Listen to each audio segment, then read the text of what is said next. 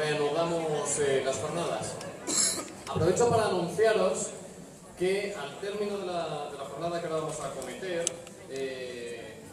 se recogerán las preguntitas que tengáis, las preguntitas que hayáis redactado en estas cartulinas. Y asimismo se entregarán más cartulinas para que podáis escribir más preguntas si así lo decidís. Es decir, que en unos 15-20 minutitos se recogerán todas las preguntas que hayáis redactado. Con que sin más dilación voy a pedir que por favor suban al estrado Salomé Taboada y Teresa Moras.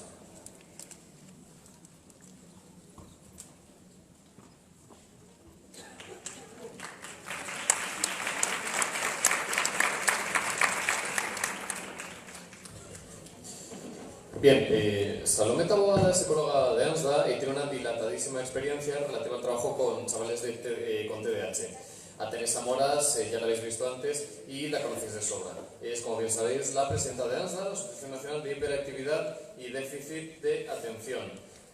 Su mesa de debate se titula El asociacionismo y la difusión del TDAH en la era de la tecnología. Buenos días, muchas gracias por haber venido y aceptar tanto todos los años que hacemos estas jornadas. Y hoy nos toca a nosotros, pues ahora hacer la mesa de la asociación. Va a empezar un poco Teresa a comentaros qué es lo que pretendemos con esta charla debate. Bueno, pues un poco... No sé. A ver, habla. ¿Sí? Ahora sí. Un poco siguiendo con el título del desafío del TDAH. Vamos a empezar un poco desde el principio, cómo empezamos, qué es el asociacionismo y toda esta parte que vamos a comentar Salomé y yo va a ser interactiva, o sea, nos vamos a cortar porque vamos a ir viendo diferentes aspectos desde que empezamos a cómo estamos ahora. En principio, cuando empezamos a hacer la asociación, lo que se trata es de un objetivo principal, que es dar un espacio común a las personas o a las familias, tanto al afectado como a la familia, de un sitio donde encontrarse y ver que no están solos. No vamos a hablar de sintomatología ahora mismo porque aunque hay unos síntomas troncales, como decimos, cada persona afectada por TDAH es individual y única, ¿no? Y por tanto, o sea, no llegan con la misma sintomatología. Desde la asociación pues llegan desde padres que creen que sus hijos lo son, porque el del colegio se lo han dicho, porque han ido al médico, o sea, de diferentes formas, ¿no? Y lo de las tecnologías. Lo de las tecnologías es que el asociacionismo lo que hace, o las asociaciones lo que hacemos es juntar a todas estas familias para que tengan un sitio donde estar, donde derivarles, dependiendo de cómo sea, cuando llegan, si están diagnosticados o no, si lo que tienen es un problema en el cole. Pero hoy la gente que se acerca a las asociaciones viene ya un poco habiendo ya consultado al doctor Google. Y entonces ahí no se trata solamente de lo que han leído, sino de que en cada sitio, cada persona es totalmente diferente. Por eso la primera intervención que se hace cuando llega una familia es un asesoramiento dentro de lo que es el encuadre del caso, que eso lo hace Salomé, y ahora decimos de qué manera se hace, para ofertar a la familia no solamente lo que viene pidiendo, sino después de eso la necesidad que creemos que tiene. Entonces, ahora dice cómo se recibe a la familia ya. Nosotros cuando recibimos a las familias en la asociación, como bien dice Teresa, tenemos diferentes puntos de enfoque dependiendo un poquito de cómo ellos vengan, ¿no? Si vienen ya diagnosticados, si no están diagnosticados, si necesitan mucha información, mucha orientación, pasos a seguir. Entonces, lo primero que hacemos es un enfoque inicial, en principio viendo un poco qué es lo que vienen buscando en la asociación. Luego tenemos muchísimas veces que desmitificar, efectivamente lo que el doctor Google, pues mensajes, información que tienen errónea, rutinas que han generado en el día a día, peregrinajes que han hecho por diferentes centros médicos, colegios, centros psicológicos y demás. Y entonces, pues bueno, desmitificamos también un poco todo lo que es la medicación, que los miedos que tienen todos con la medicación.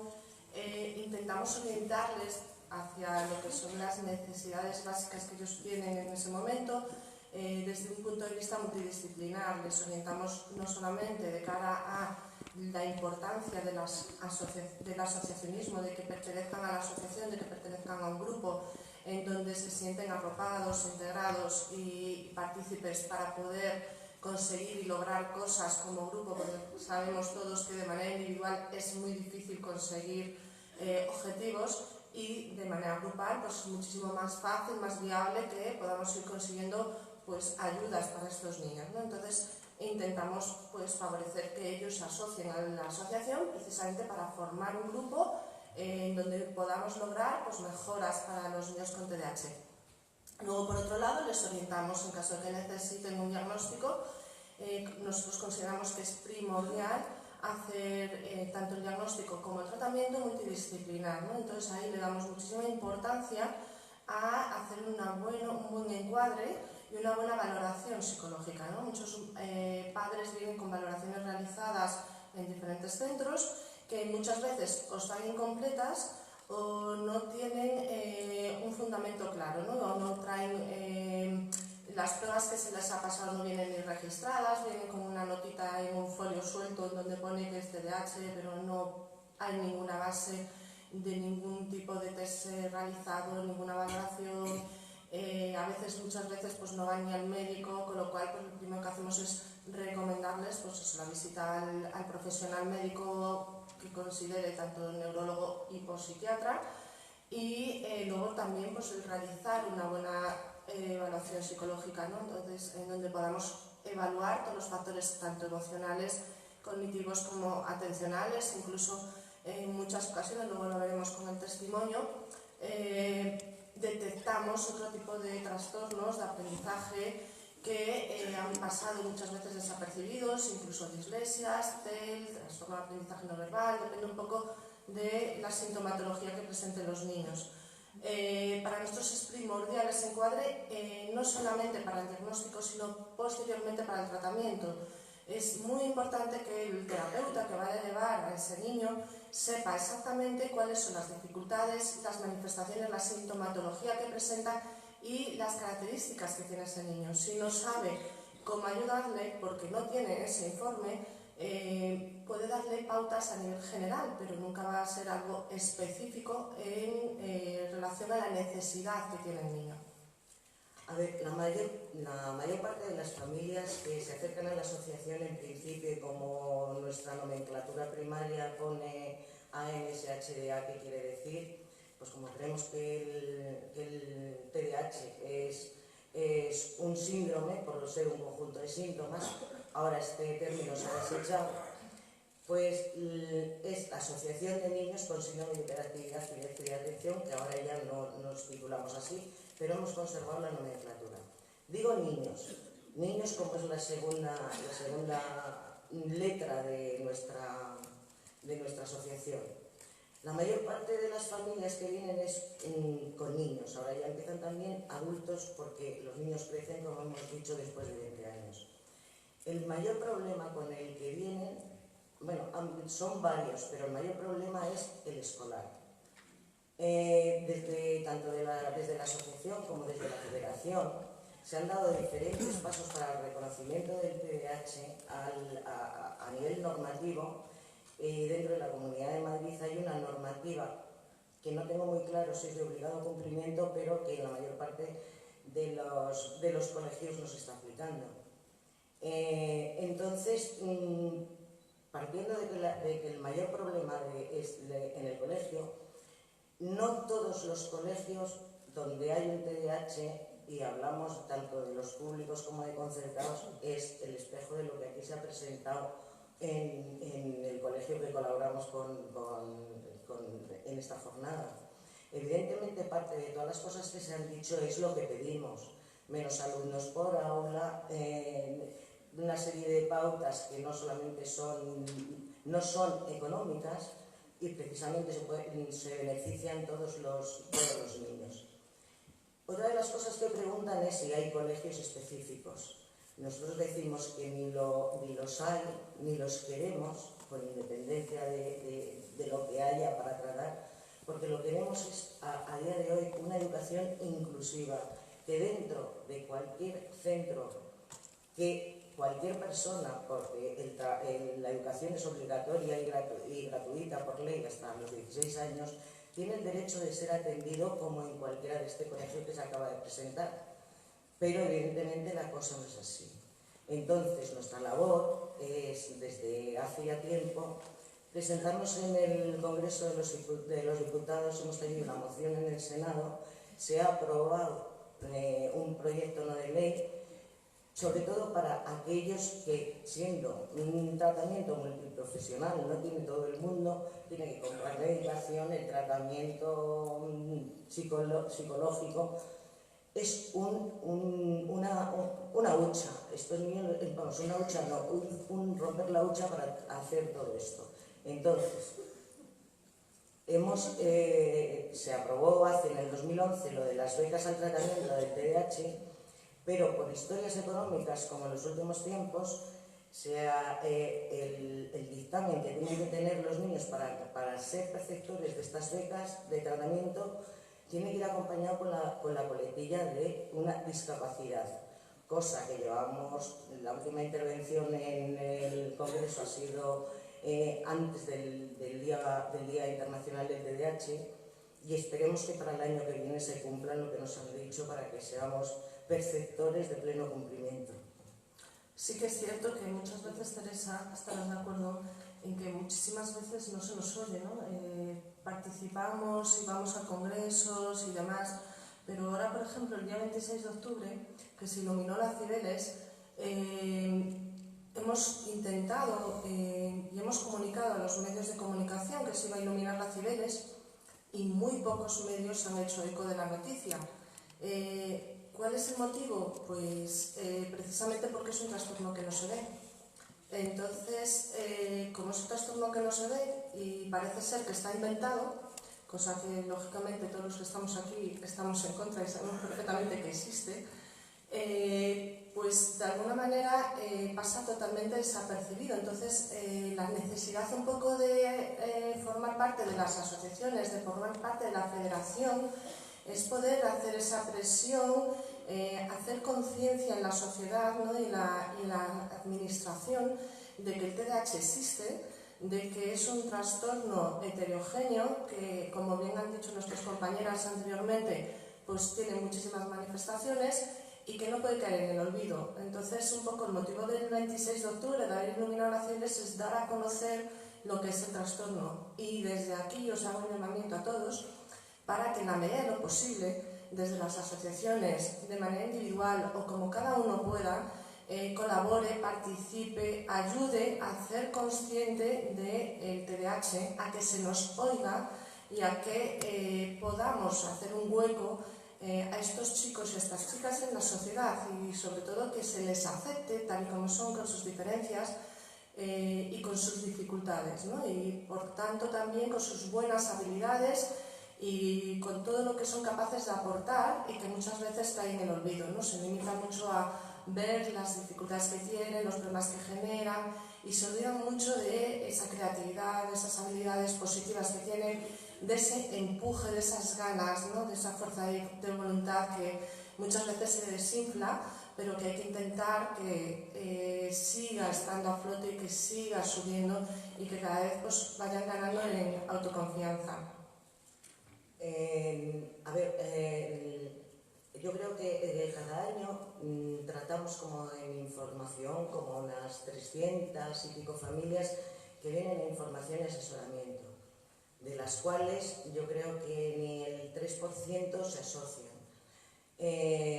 Las asociaciones existimos porque desde las personas que lo formamos tuvimos el impulso de crear esto porque teníamos hijos diferentes. Pero evidentemente esto pasa, nuestros hijos han crecido y las asociaciones no se pueden mantener solamente con las personas que empezamos. La crítica que voy a hacer yo de alguna manera dentro de las familias que lo formamos es la falta de fidelización del asociacionismo. O sea, la gente llega, le solucionas el problema no se soluciona, le indicas el cómo y cuando ya ha terminado determinada cosa, pues se van. Entonces, no somos como otras asociaciones que ahí continúan y se hace una piña para dar esa visibilidad de mayoría. Porque, claro, a la hora de que aparezcan, como está pasando con este grupo, la corriente esta negacionista, que era un poco por donde íbamos, y los miedos que tienen los padres con respecto a ese trastorno a dar medicación, que es el único trastorno que se da medicación, pero también hay que decir, y como luego dirá nuestra profesional médica, es en el que más se ha investigado en los últimos 50 años, que la medicación es la más segura, que a cada uno se le da la que necesita y que, por supuesto, no es una droga, sino es una terapia. Es cierto, Teresa, que las asociaciones ahora mismo tienen que dar un giro, ¿no? Estamos en ello, ¿vale? Vuelvo a repetir, necesitamos vuestra ayuda, vuestro apoyo, vuestra participación. Las asociaciones ahora mismo en muchas ocasiones se consideran centros de recursos, ¿no? La gente efectivamente viene a buscar ayuda y a intentar buscar recursos para su problema, ¿no? Y luego se olvidan de que la asociación somos un grupo que necesitamos de todos y a todos, y que gracias a ser un grupo y a poder pertenecer a una entidad como es la asociación, vamos a poder conseguir cosas que de manera individual no conseguiremos, ¿no? Me vuelvo a repetir un poco lo que he dicho antes. Hoy en día es muy importante que las asociaciones se hagan ver no solamente como un centro de recursos, sino como un punto de encuentro, ¿no? Un lugar de encuentro en donde todas las personas que comparten una misma problemática, en este caso el TDAH, puedan sentirse integrados, comprendidos, ayudados, asesorados y de alguna manera puedan difundir a la sociedad lo que es el trastorno en sí. Por eso estamos cada vez más metidos en redes sociales. Con esta jornada lo hemos realizado así, hemos transmitido muchísimo y hemos trabajado muchísimo para que a través de las redes sociales se pudiese difundir la jornada, y tenemos y necesitamos estar más presentes, estar presentes en las redes sociales, con Twitter, con Facebook, con Instagram, estar presente en San Google, estar presente en los medios de comunicación, estar presentes en el día a día en los colegios, estar presentes en los centros médicos, con los profesionales, con los hospitales, sentirnos dentro de ese organigrama tan grande y tan expansivo, ¿no? Y tenemos que hacer ese empuje. Y todos los que pertenecemos a la asociación tenemos que hacerlo y tenemos que estar todos participando en ello. No solamente 3 o 4 que son los que aparecen por la asociación buscando su necesidad, en donde vienen a buscar una terapia y luego se olvidan. Todos tenemos que empujar. Bueno, hay otra cosa que quería dejar claro. Como decimos, hace 20 años que estamos. Queremos decir que desde nuestro principio empezamos en nuestras casas. Es como funciona, cómo se aparece una asociación. Más tarde conseguimos un local compartido con la asociación X Frágil, y hoy tenemos la autonomía de tener nuestro local, así como 2 profesionales en régimen de seguridad social y 8 psicólogos trabajando en la asociación. Y un montón de actividades. Sí, bueno, tenemos un montón de actividades. Pero quiero decir que desde el principio somos completamente autónomos, no recibimos ningún tipo de subvención de nadie, nos gestionamos con nuestro propio trabajo y nuestra dedicación voluntaria, pero en este momento también la crisis nos ha pillado. Siendo una de las primeras asociaciones de toda España, nos encontramos en el apuro de que es posible que pueda ser la primera que desaparece, y no quisiera que esto fuera un anuncio, porque nuestra economía no nos va a poder permitir en este mes otra serie de obligaciones que tenemos. Por eso decimos que la gente que estamos en las asociaciones es digamos que tenemos un gen o una vocación para estar para los demás, y esto es un llamamiento también a que podamos terminar. Mi máximo antes era decir, existemos, ojalá que cuando nosotros nos vayamos todo lo que hemos pedido esté conseguido, pero posiblemente nos tengamos que ir antes si no lo remediamos, sin haber conseguido todo por lo que habíamos luchado. Bueno, para no terminar con algo negativo, sino que hacerlo de manera positiva, os animamos a que participéis en las actividades de la asociación. Luego en la mesa que vamos a poner fuera tendremos información sobre todas las actividades que realizamos, desde las evaluaciones, la terapia individual, las terapias de grupo, que son importantísimas y que muy pocos centros realizan esa labor de terapia de grupo con pacientes y personas que tienen el mismo problema, ¿no? Entonces tenemos grupos para niños de 10 a 12 años, de 7 a 9, adolescentes, tenemos campamentos, tanto en verano, en Navidad, en Semana Santa. Todas esas actividades hacen que seamos un grupo unido, ¿no? Entonces las personas que vienen a esos grupos se sienten muy integrados.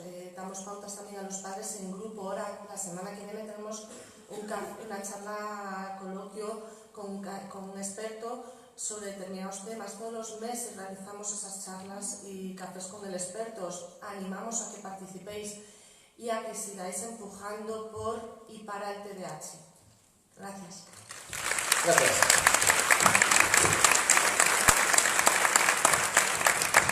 Como bien ha dicho Lorena, tenéis más información en las mesas informativas a las que podéis acudir en cuanto acaben estas jornadas a la 1:00 Muchas gracias. Y bueno, ahora mismo seguido voy a pedir por favor que suban a Lorena Salmerón y a Sara Domingo. Son dos psicólogas que llevan años trabajando con adolescentes, cada una desde su especialidad y a su manera. Las dos trabajan en Educat y las dos parten de la base de que el éxito de su intervención pasa por la comprensión y la regulación de las emociones. La charla que nos ocupa, o el debate, se titula Manejo de conductas desafiantes en el TDAH. Lo de las conductas desafiantes, para quien no esté al tanto, pudiera pasar por así decirlo, jocoso juego de palabras, cuanto que las jornadas se llaman los desafíos del TDAH, y sin embargo nada más lejos. Las conductas desafiantes son un tema muy serio, es algo por ahora desconocido y que cabe abordar de manera perentoria. En primer lugar, me gustaría preguntar a Lorena y a Sara, y dado que es motivo de preocupación para muchos padres y madres hoy aquí presentes, ¿qué es una conducta desafiante y qué consejos podemos seguir para manejar estos comportamientos en el entorno familiar? Bueno, hola, buenos días a todos. En primer lugar, lo que tenemos es que definir qué es una conducta desafiante. Entendemos que es todo aquel comportamiento en el que el niño o adolescente desobedece, reta o molesta deliberadamente a una figura de autoridad, como pueden ser sus padres, sus profesores u otra persona de referencia.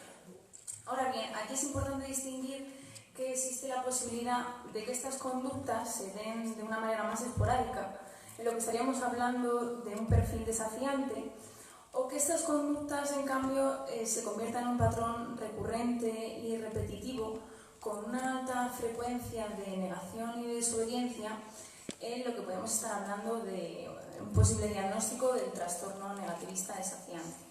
Siempre tras la valoración del psiquiatra, que será el profesional indicado si estamos ante una situación u otra. No obstante, muchas veces nos transmitís la preocupación por el comportamiento de vuestros hijos. No me ha contestado mal, no quiere venir a la comida familiar, se le llama varias veces y no acude. Y con esto aquí os queremos transmitir un mensaje de calma, puesto que no todas las conductas de desobediencia que se dan en casa son necesariamente conductas desafiantes.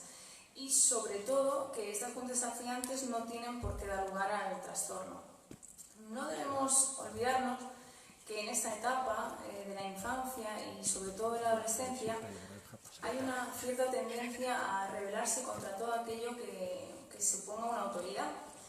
Entonces, pues nos damos cuenta de que estos comportamientos forman parte de una relación muy habitual por el cumplimiento de normas que se dan en casa, como puede ser ponte a estudiar o haz los deberes.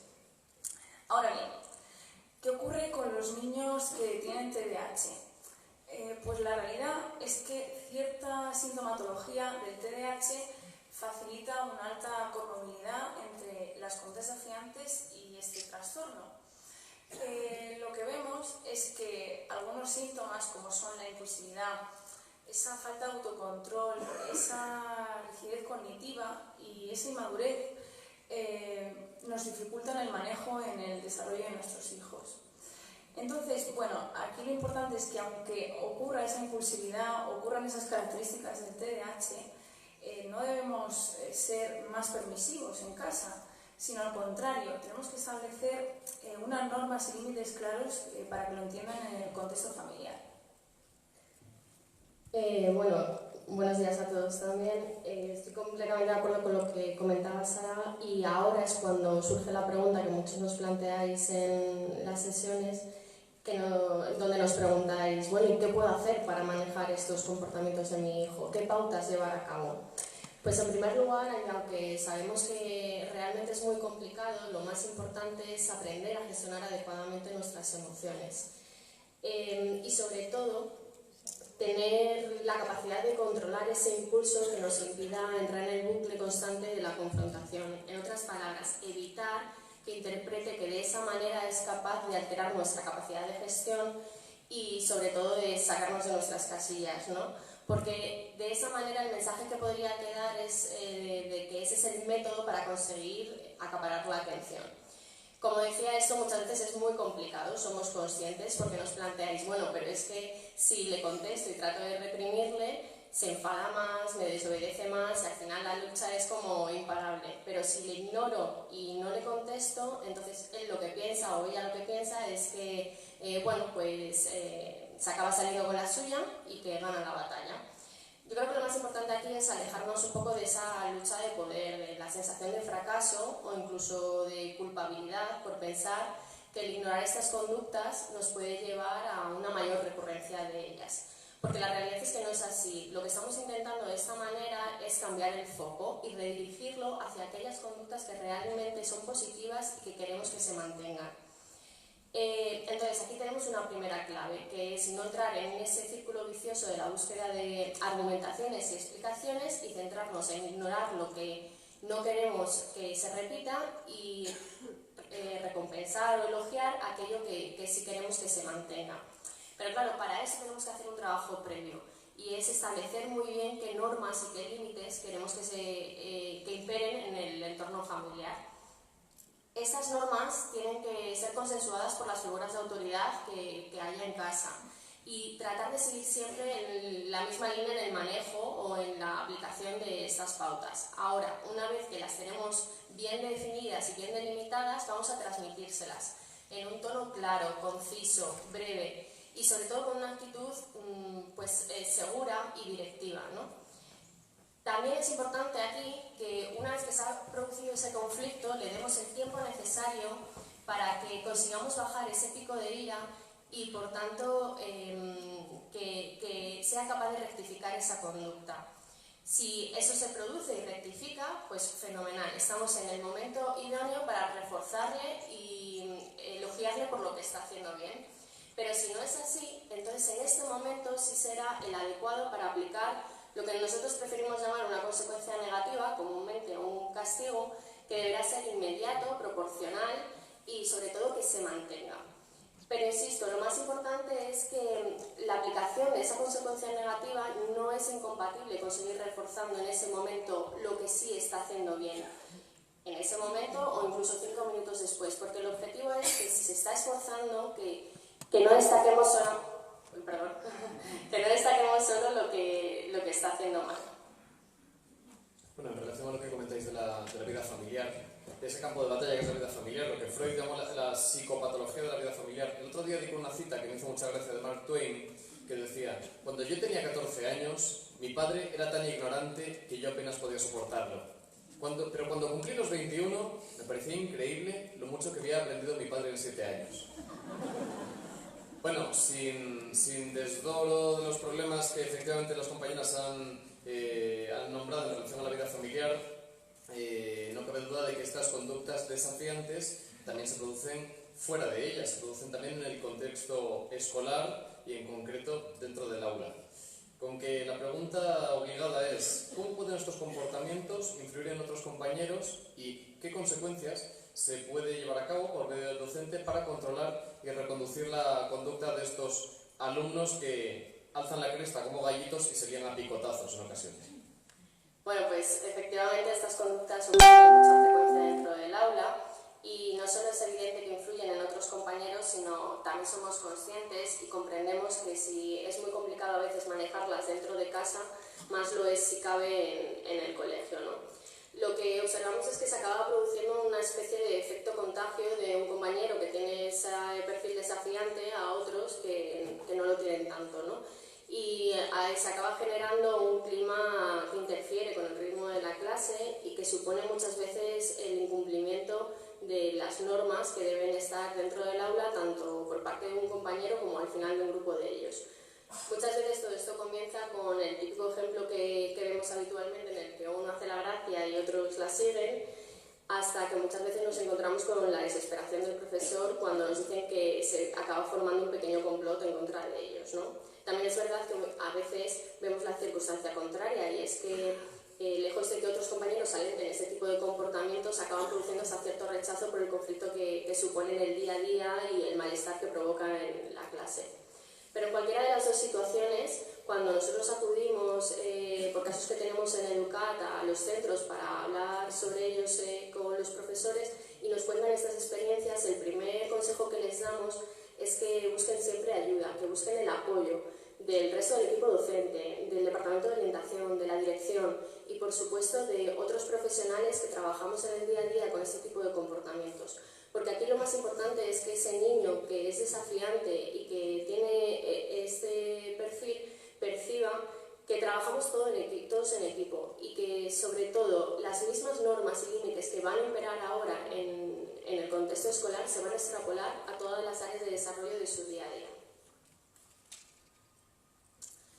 Bueno, pues como comentaba Lorena también antes con el manejo de las conductas en casa, aquí lo que resulta verdaderamente importante es evitar que estas conductas supongan el foco de atención.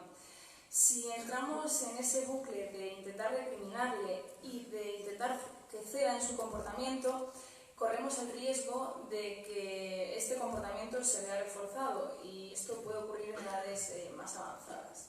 No solo eso, sino que el resto de alumnos puede percibir que así se pierde clase y que no se avanza en la materia. Entonces, por esta razón, resulta imprescindible ese autocontrol emocional y que delimitemos normas generando unas alternativas en clase. Por ejemplo, tienes dos opciones, o rectificar este comportamiento y evitas que te ponga un parte, o si sigues con esta mala actitud, al final tendré que ponerte un parte. Pero yo confío en que lo puedes hacer bien. Tómate tu tiempo para pensarlo. Una vez que nos hemos asegurado de que el alumno ha entendido el mensaje, ya ignoraremos cualquier conducta que sea inadecuada. Cambiando de tema, y para que entendamos, estos niños sienten una gran hostilidad, se sienten vulnerables e indefensos y se ponen como un escudo ante todo aquello que perciban como una amenaza. Incluso podríamos estar hablando de un premecanismo de defensa fruto de una indefensión aprendida tan habitual en los niños con TDAH. Entonces, aquí es indispensable hablar del refuerzo positivo en clase. Muchas veces, por conductas que nos parecen adecuadas y que no nos parece que tengamos que reforzar, es imprescindible, puesto que estos alumnos no tienen esa gestión de sus emociones y tenemos que ayudarles. Entonces, resulta indispensable favorecer un espacio entre alumno y profesor para que se puedan sentar a hablar y se comuniquen y, sobre todo, que le favorezcamos un pensamiento reflexivo para que entienda lo que ha hecho mal. No solo eso, sino también le tenemos que dotar de estrategias para que pueda controlar su comportamiento inadecuado en clase. y sobre todo que sienta la confianza del profesor para que en clase pueda demostrar todo su potencial y pueda destacar en lo que verdaderamente es bueno. Habéis deslizado que estas conductas desafiantes son en ocasiones ensalzadas y en otras ocasiones son rechazadas por sus compañeros. ¿En qué medida un adolescente puede utilizar estas conductas desafiantes como estrategia para su relación social?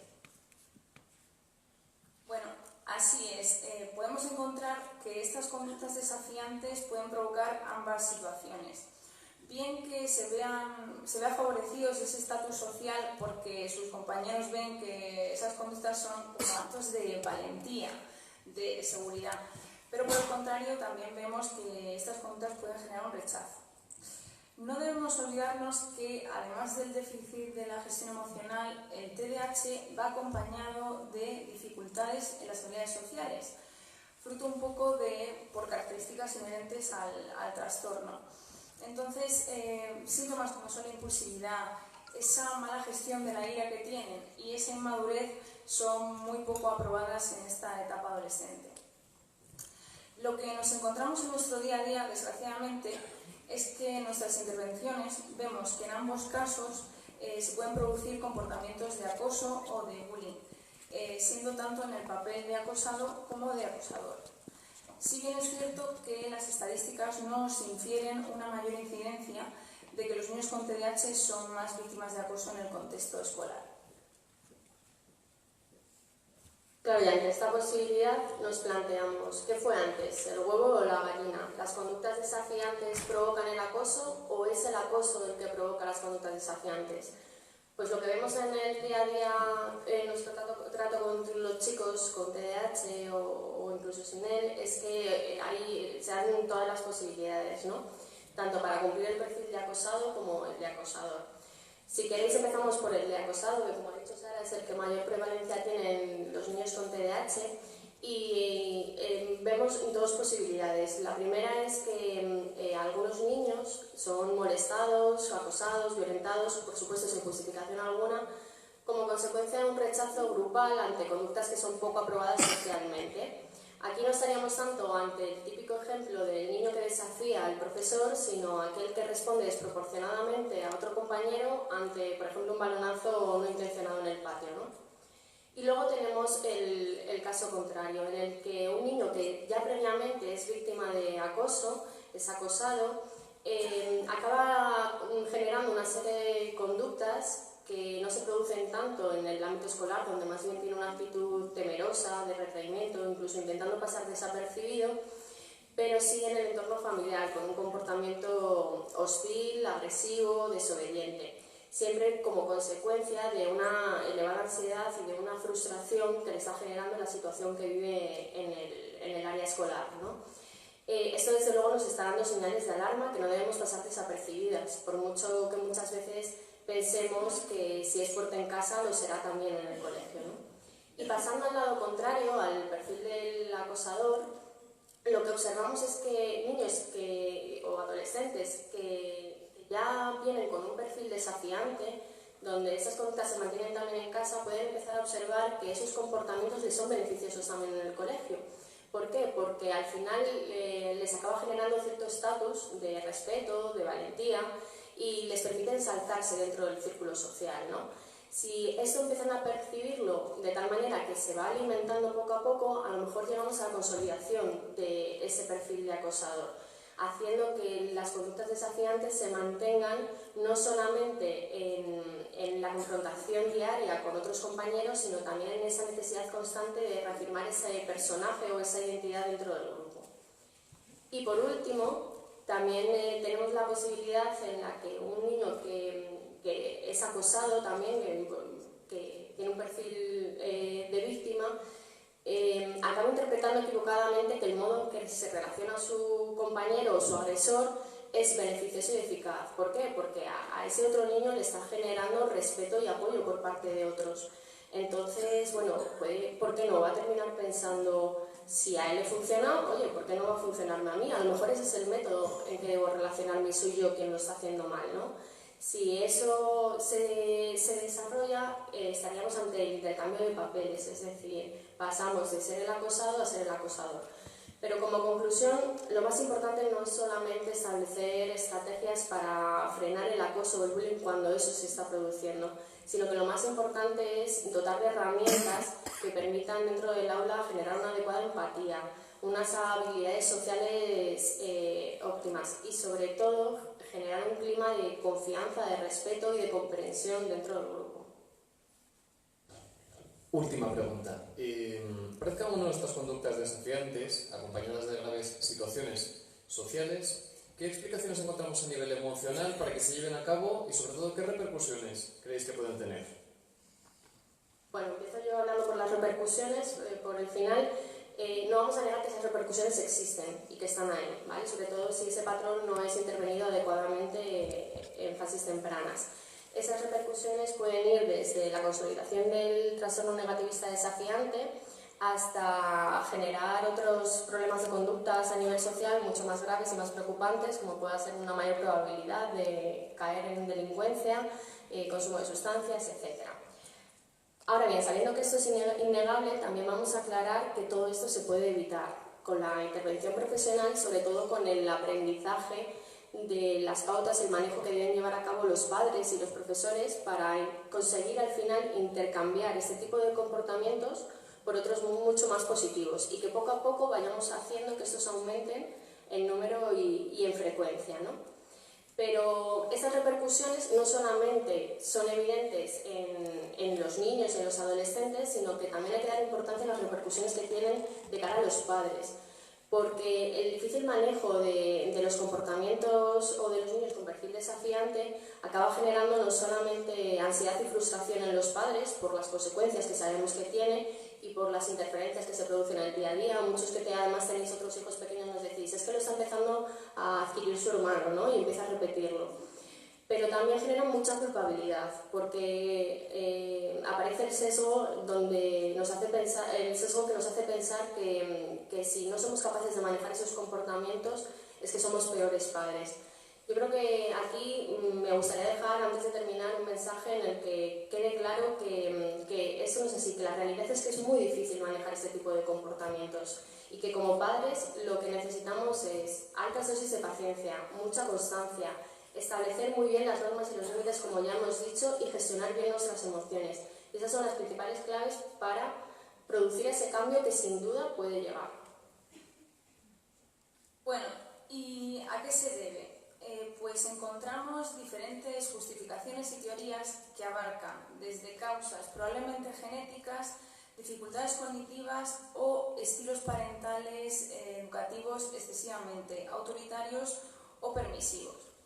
Sin embargo, aquí no nos parece importante centrarnos tanto en el porqué, en una causalidad directa, sino comprender que bajo todas estas conductas desafiantes casi siempre hay un niño con una gran desmotivación, una baja autoestima, un bajo concepto de sí mismo, una escasa tolerancia a la frustración y unas habilidades sociales poco eficaces.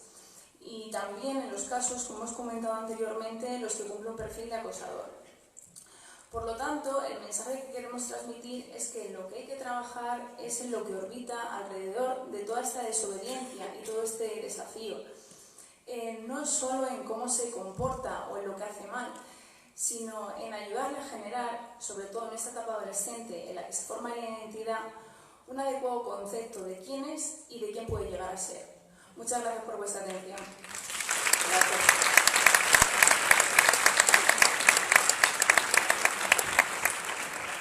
Muchas gracias. Y bueno, voy a pedir a continuación a Beatriz Martínez Núñez que suba a una charla consultorio titulada, gracias, Charlando con el experto sanitario. Aprovecho también a los que todavía, en fin, os animéis a hacer alguna pregunta, igual que a los ponentes, les estoy dando constantemente altabonazos para que sean breves. Recordad que la brevedad es el alma del ingenio, como decía Horacio.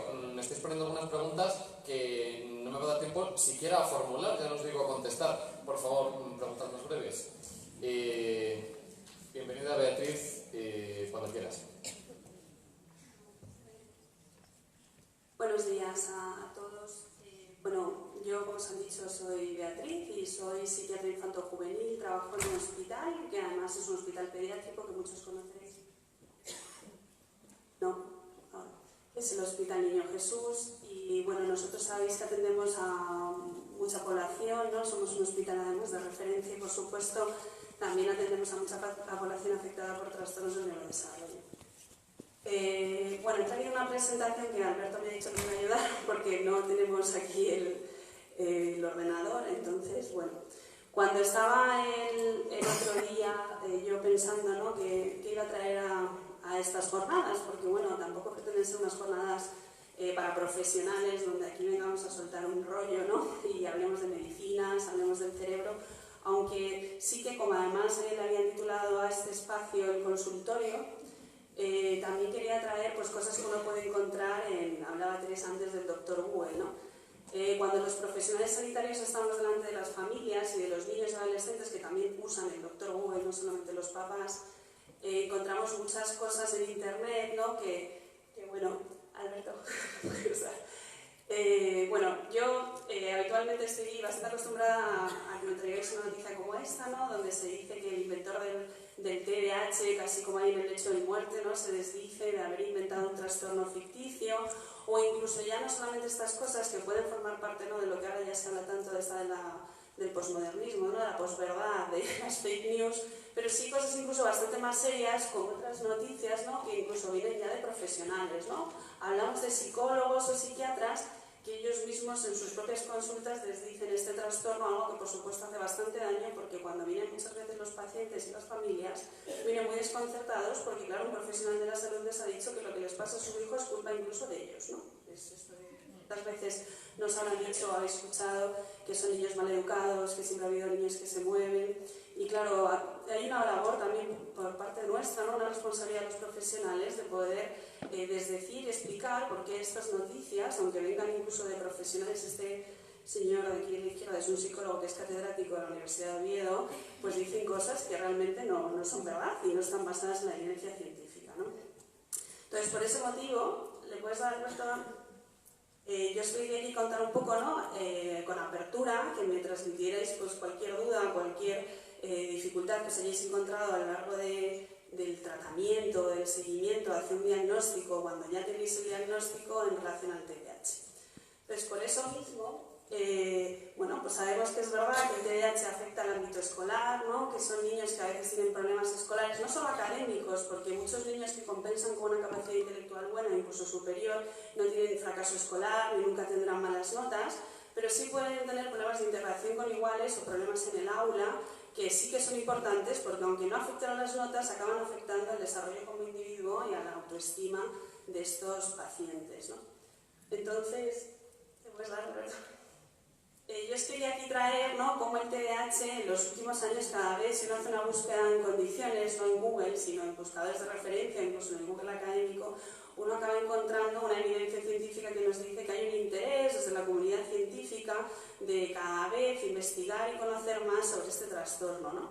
Entonces os he traído si uno buscaba hace unos años en PubMed, ¿no?, pues encontraba 207 citas en el año 90 sobre TDAH, que es muy poco, pero esta semana que yo actualicé esta presentación, ¿no?, a fecha de noviembre del 18, ya llegamos a encontrar pues más de 350.000 citas, ¿no?, así como millones de búsquedas en Google y en otros buscadores. Dándole un poco también de perspectiva a esto, Alberto, también quería traeros aquí cómo el TDAH no es una invención del siglo XX o del siglo XXI, ¿no?, sino que ya tenemos evidencia desde el año 1845, cuando Hoffman describía en sus viñetas Los niños inquietos, una viñeta de un pequeño Philip, ¿no?, donde hablaba de un niño que se portaba bastante mal, con conductas incluso ya oposicionistas, como hablaban nuestras compañeras en la mesa anterior. Y progresivamente sí que es verdad que un poco el desconcierto viene a que esta entidad ha ido cambiando de nombre. Pero no podemos caer en la trampa de que porque la nomenclatura la cambiemos de acuerdo también, bueno, pues a los nuevos tiempos y a los nuevos conocimientos sobre los trastornos, en pensar que esto es una invención nueva. Bueno, sobre todo sí quería señalar que el metilfenidato y la desanfetamina se comercializan a partir del año 50 en Estados Unidos y del año 60 en España, con lo cual, como veréis, esto es algo que data de mucho antes de que la industria farmacéutica, pues que también tiene sus intereses, no lo vamos a negar, pero bueno, también a día de hoy la industria farmacéutica nos ayuda con la investigación, con lo cual también tenemos que valorar, ¿no?, sus aportaciones y mucho más allá de eso. Pues dicho todo esto, me gustaría ver un poco si había alguna duda o alguna cosa que yo os pudiera resolver con la intención de poder dar luz, ¿no?, a todos estos fake news, hablando del día a día, o de bulos que encontramos en... A ver las hay, las tenemos, están llegando más. Con que voy a empezar a preguntarte, Beatriz. En primer lugar, ¿en qué momento o circunstancia recomiendas comenzar la medicación? Bueno, esa es una buena pregunta. Yo no creo que... Vamos a ver, cuando tenemos el nombre de trastorno, ¿no?, trastorno implica que hay una dificultad. Las dificultades, como he dicho al principio, no solo son en lo relacionado en lo académico, o sea, no se ponen medicinas para sacar buenas notas, o sea, se ponen medicinas para mejorar la funcionalidad en los niños. Cuando uno tiene un TDAH, tiene un trastorno que abarca de lunes a domingo y en todas las esferas de la vida, es decir, hay que hacer una exploración minuciosa, no solamente con el boletín de notas o lo que nos cuentan los papás, sino saber si este niño, por ejemplo, está teniendo problemas con iguales, ¿no? Hablamos antes las compañeras de las conductas oposicionistas o incluso del papel de víctima de estos niños en el cole, ¿no? Son niños muchas veces que están aislados, que pueden ser inadecuados desde la impulsividad, porque a veces, bueno, pues dicen lo primero que se les pasa por la cabeza y los demás pueden tener un cierto rechazo hacia ellos. A veces son niños que incluso en el lenguaje no verbal, lo corporal, pueden ser un poco invasivos, pues desde esta impulsividad. Y yo creo que hay que hacer una valoración integral de la afectación del trastorno en la vida del niño. Si un niño está teniendo problemas sociales, si en casa hay muchas dificultades, ¿no?, para contener estas conductas y para tener una vida familiar cotidiana, porque al final parece que todo gira en torno a la vida del niño, incluso los demás hermanos tienen a veces conductas de desapego hacia estos pacientes porque están cansados de ellos, ¿no? Pueden ser niños que a veces pueden resultar un poco pesados en el contacto, hablando de la parte más coloquial, o todo lo contrario, ¿no?, sobre todo en estos perfiles más inatentos, niños que cuesta mucho que sigan órdenes, que bueno, pues que se enteren, que disfruten del día a día, pero ya no solo de la parte de los deberes, sino de unas vacaciones en las que uno va a un museo o va a ver cosas y entonces estamos todo el rato detrás del paciente, ¿no? Yo creo que en esa valoración integral que hacemos los profesionales, pues la medicación es una pata más de la mesa, donde nos permite sobre todo trabajar con los niños, tanto en el cole como en la esfera más profesional, ¿no?, sanitaria. Más madera, Beatriz. ¿Cuándo y cómo explicar a un TDAH qué es lo que le pasa? ¿Cuándo y cómo explicar a un niño con TDAH qué es lo que le sucede? Pues, mira, yo traje aquí una presentación muy larga, pero no con la intención de dar una clase magistral, ¿no? Estábamos hablando de que hay que adaptar las ponencias y las clases a los niños, yo he hecho un poco lo mismo, y traje una diapositiva que, si Alberto me puede ayudar, que es la número 14, una labor de los profesionales, y me diréis que habéis conocido a muchos médicos o muchos psicólogos que no lo hacen, pero eso no está bien hecho, es explicarle a los niños lo que les pasa. ¿Cómo? Pues con un lenguaje adaptado a ellos, ¿no? Yo siempre creo que si tenemos un niño pequeño, pero estoy hablando desde los 5 años, uno puede tener un niño en la consulta, hay que explicar cómo el cerebro, ¿no?, que funciona como un órgano donde hay varias partes que intervienen. Yo muchas veces le pongo el ejemplo de la orquesta, por eso está esta diapositiva, o el ejemplo de la clase, ¿no?, que como todo el mundo tiene un papel y como ellos no es que sean niños más tontos, que muchas veces está en ese discurso a la consulta, ¿no?, de yo no valgo, yo es que soy menos, yo es que soy diferente, no, sino que simplemente hay una disarmonía donde muchas veces yo les explico que el director de orquesta es un director inexperto y que no es capaz de, digamos, dirigir al resto de la orquesta, ¿no? Y que lo que tenemos que conseguir es que esa parte que es más impulsiva y que a veces pues no funciona suficientemente bien, por eso uno se despista más, pues hay que mejorarla. ¿Cómo? Pues a través de entrenamiento en habilidades sociales, en habilidades cognitivas, donde incluso la medicina también muchas veces juega un papel en eso. Y ahí también es importante explicarle a los pacientes por qué les pones una medicina. O sea, no me parece bien mentir a los niños, muchos de los papás, y si alguno aquí lo ha hecho lo puedo comprender, pero no es adecuado decir que uno se toma vitaminas, que se toma hierro, que se toma cosas que no... Primero porque eso puede ser peligroso. Si un niño no percibe que eso es una medicina, se puede tomar medicina además, pensando que a más vitaminas mejor, con lo cual ya tendríamos un riesgo. Luego además que los niños crecen y no siendo tan mayores tienen acceso a nuevas tecnologías, ¿no? Entonces uno busca en Google qué es Concerta y encima encuentra a lo mejor un artículo de uno de estos señores que poníamos al principio y acabamos de perder la confianza en el terapeuta, incluso en mis padres, porque me han estado engañando, me han estado dando una droga. Entonces, hay que explicarle a los niños por qué esa medicación o esas medidas no les hacen menos, son importantes, y simplemente, igual que otros tienen dificultades en las matemáticas y irán a clases de matemáticas o se les dará hacer dibujar y tendrán un refuerzo en habilidades artísticas, pues que ellos necesitan una ayuda en esas habilidades que están afectadas por el trastorno. Hay una metáfora del cerebro adolescente que conocerás, quizá no tan afortunada como la metáfora de la orquesta, que se inventó Loan Brissendin, que habla de un router antiquísimo de los años 80 conectado a fibra óptica. Que eran todos los estímulos y no es capaz de procesarlo. Bueno, una pregunta quizá un tanto espinosa, pero que se hace obligada. ¿Se puede dejar al niño adolescente regularse él mismo? ¿Darse quiere decir? Administrarse, quiero entender qué es eso. Administrarse. Si administrarse quiere decir administrarse hablando de las medicinas, yo creo que no. O sea, creo que no, se lo pone en cualquier prospecto desde que uno se toma una aspirina, que las medicaciones deben estar fuera de los niños, de los adolescentes también, sobre todo porque luego puede haber un mal uso de estas medicinas, ¿no? O sea, incluso hasta trapicheo de estas medicinas, no nos vamos a engañar.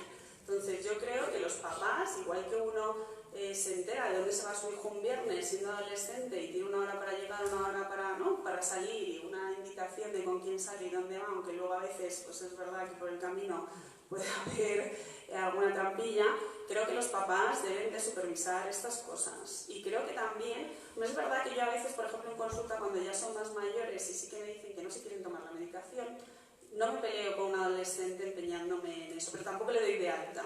O sea, digo, bueno, pues no te la tomes y sigue viviendo, ¿no? Entonces vamos a ver cómo van las cosas. También depende de qué medicación sea, pues se hace un descenso para que no haya tampoco un efecto secundario ni un problema. Pero sí que creo que forma parte de nuestra labor como profesionales trabajar con los pacientes, eso, incluso siendo adolescentes, ¿no? O por ejemplo, cuando hablamos de consumo, algunos pacientes con TDAH pues consumen sustancias, y una de las razones para dejar la medicina incluso puede ser eso, ¿no?, facilitar el consumo de según qué cosas. Y creo que es una labor nuestra también acompañarles en ese proceso de decisión. No se me ocurriría a mí un neumólogo que trata a un paciente con una EPOC y le recomienda que deje de fumar, y este paciente no deja de fumar y le deja de ver, ¿no? Pues allá usted con su EPOC. No. O sea, nosotros, si tenemos conocimiento de que hay un trastorno, debemos acompañar al paciente, aunque lo que esté haciendo el paciente y su familia no sea lo que nosotros consideramos que sería lo mejor. Porque esa labor de trabajo forma parte también del profesional de la salud mental. Muy bien, pues si así lo consideráis, podemos continuar después en el turno de preguntas. Hay unas cuantas dirigidas a ti, Beatriz, y ya de paso pues al resto de ponentes también se las trasladaremos. Vamos a continuación entonces a por la última charla. Muchas gracias. Gracias.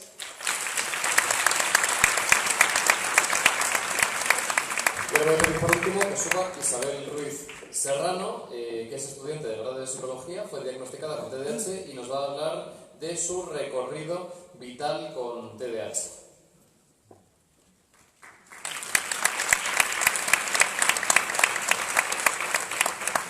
Como a todos los demás, Isabel, te pido brevedad. Os agradezco que os avengáis a ello. Ya sabéis lo que dijo Dalí en la única conferencia que dio en su vida, en el Ateneo de Barcelona. Lo dijo al empezarla. Dijo, seré tan breve que ya he terminado. Bueno, no os pido tanta brevedad, naturalmente. Adelante, Isabel. Buenos días, es un placer estar aquí dando mi testimonio. Bueno, buenos días. Yo acompaño a Isabel porque, bueno, así me la ha pedido ella también. Yo la he acompañado desde que iba en primero de bachillerato, en donde llegó a la asociación, le hicimos la valoración y detectamos pues dos problemáticas. Una era un TDA y la otra era un TEL, un trastorno de lenguaje expresivo. Ahora tiene 20 años, estudia tercero de psicología y hoy ha venido a darnos su testimonio, y lo que vamos a hacer es un poco pregunta-respuesta, y le voy a ir haciendo yo un poco preguntas y ella nos va respondiendo. Cuéntanos, Isabel, ¿qué dificultades tenías y cómo te sentías en primaria y en secundaria antes de que se realizase el diagnóstico? A ver, es verdad que todos mis aprendizajes han sido con dificultades, tanto para aprender a comer, en plan de sólido, líquido, todo, luego a la hora de estudiar, todo, de ir al baño, vamos, todos los aprendizajes que he tenido. Y es verdad que me he sentido siempre bien, pero porque mis padres han estado ahí ayudándome en todo y nunca me han hecho inferior ni en el colegio. E incluso si se metían conmigo porque yo no sabía leer, pues le decía, mira yo qué guapa voy hoy. O si se metían con una amiga mía, yo le decía, pues mira a mí que aunque se metían conmigo, yo he ido a un logopeda y me da igual que la gente lo sepa. Entonces yo nunca me he sentido inferior y lo he llevado siempre bien. Tenía dificultades en los aprendizajes, pero con el apoyo de mis padres siempre estaba contenta. ¿Cómo fue el peregrinaje que tuviste hasta llegar al diagnóstico? A ver, mis padres siempre se ponían conmigo a estudiar, en plan a preguntarme las lecciones, incluso cuando estaba en bachiller, algunas veces le decía con historia, pues pregúntame porque quiero llegar y saber si me lo sé, porque a lo mejor llegaba en el examen y si estudiaba sola, pues lo suspendía, o si me sentaba en plan, estaba todo el fin de semana estudiando porque tenía la semana exámenes, aunque fuera uno, pues como me distraía y no aprovechaba el tiempo, pues no sacaba las notas, a lo mejor pues suspendía 4 o 6. Es verdad que nunca he repetido y por eso también yo he tenido fuerza de voluntad y todo, aunque mis padres estuvieran siempre encima mía, y lo he llevado en plan... Con dificultades, ¿te acuerdas de tu filosofía ahí que se te atascaba? Sí, y tenía profesoras para todo, para matemáticas, luego filosofía tuve, aunque Salomé también me ayudó para los comentarios de texto como con el TED, vamos, todo. Y se preocupaban en plan, hablaban con los profesores, tenían tutorías, vamos. Mis padres han estado ahí siempre, para todo. Incluso hoy en día lo siguen haciendo. Más que nada porque no es porque no confíen en mí, sino porque quieren que lo lleve en plan... A ver, no sé cómo decirlo exactamente, es que estoy un poco nerviosa.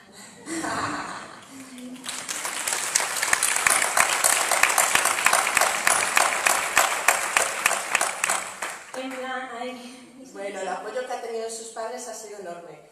Ella se cambió de centro en primero de bachillerato, aparte de notar el cambio, ahí encontró una gran orientadora en el centro que le ayudó a detectar un poco que tenía una dificultad. La orientadora, que tiene colaboración constante con la asociación, me escribió, me llamó y me dijo, Salomé, tengo una alumna que tiene muchísimas dificultades a la hora de estudiar, yo creo que tiene déficit de atención, ahí todavía no había TEL ni imagen del TEL, tiene dificultades, necesito que la evaluéis en la asociación y que la ayudéis. Ella tiene muchísima fuerza de voluntad, estudia muchísimo, trabaja muchísimo, pero los resultados no reflejan nunca todo el esfuerzo que ella realiza. Efectivamente, vinieron sus padres, bueno, vino su madre, en este caso, transmitió un poco las dificultades que tenían incluso conflictos ya en casa, de toda la tensión, de la ansiedad que se estaba generando con el estudio, había muchísimo conflicto en casa, que se han solucionado perfectamente y rapidísimo, por culpa de que, claro, no sabían qué es lo que estaba pasando y no se comprendía realmente qué es la situación. Entonces se le hizo la evaluación psicológica, de ahí lo que os comentaba antes, la importancia de una buena evaluación. Hicimos la valoración y descubrimos eso, el trastorno del lenguaje expresivo, todo lo que era filosofía, historia, le costaban muchísimo los comentarios de texto. Y por ejemplo, luego en plan, en primaria, los problemas y el dictado, vamos, siempre los suspendía. Eso no... Todas las notas eran buenas, en plan, porque es verdad que si aprobaba a lo mejor sacaba suficiente, bien y notable. ¿No? Y yo con el 5 para mí era el 10, no hay más. Pero el insuficiente en dictado y en problemas siempre. Y mi madre se ponía conmigo, me lo explicaba hasta que ya no entendía vaya, porque yo iba subiendo los cursos y mi madre ya dijo, mira, te ponemos tu profesora, y siempre estaban conmigo en el examen. Por ejemplo, para la selectividad, en matemáticas lo llevaba, vamos, me lo dijo la profesora, si suspendes es porque no te quieran poner el 10. Pero en el examen me puse una opción, otra, y perdí 1 hora casi de examen y lo suspendí. Y me lo llevé en plan para septiembre, y ahí luego ya dije, no puedo ponerme nerviosa, y ya lo aprobé. Y en plan luego ya pude hacer lo que yo quería, que era psicología, que es verdad que aunque no podía hacerlo por la pública, me fui, mis padres dijeron, pues si tú lo quieres hacer, lo vamos a pagar por una privada. Y tiré para adelante porque yo era de sociales y ahora está en ciencias de la salud. Bueno, eso es una de las siguientes preguntas. Si quieres la adelantamos y te la pregunto ahora. Que ¿por qué has decidido estudiar psicología? Si tiene algo que ver con el diagnóstico del TDA, y qué es lo que estás encontrando en la psicología que te pueda estar ayudando. A ver, principalmente cogí psicología porque después de tantos psicólogos que había ido, tantos médicos y todo, dije, mira, quiero psicología. Y además también porque me ha gustado siempre en plan ayudar a los demás, y si alguien tenía un problema, pues que si tenía que estar ahí para escucharlo, que no me iba a importar perder mi tiempo para ayudar a los demás. Incluso una amiga mía que tiene ahora anorexia, sigue teniéndola, porque cuando ella se metían de pequeña diciéndola siempre gorda, gorda, gorda, pues cayó en el problema de la anorexia. Y a mí me llamó un día llorando y me dijo que estaba muy mal en eso, y yo le dije que no se preocupara, que a mí conmigo también se había metido diciéndome que es que no voy a hablar con Isabel porque no sabe hablar, porque yo es verdad que aprendí a hablar más tarde. Pues, y luego fui al logopedia y hablé ya normal.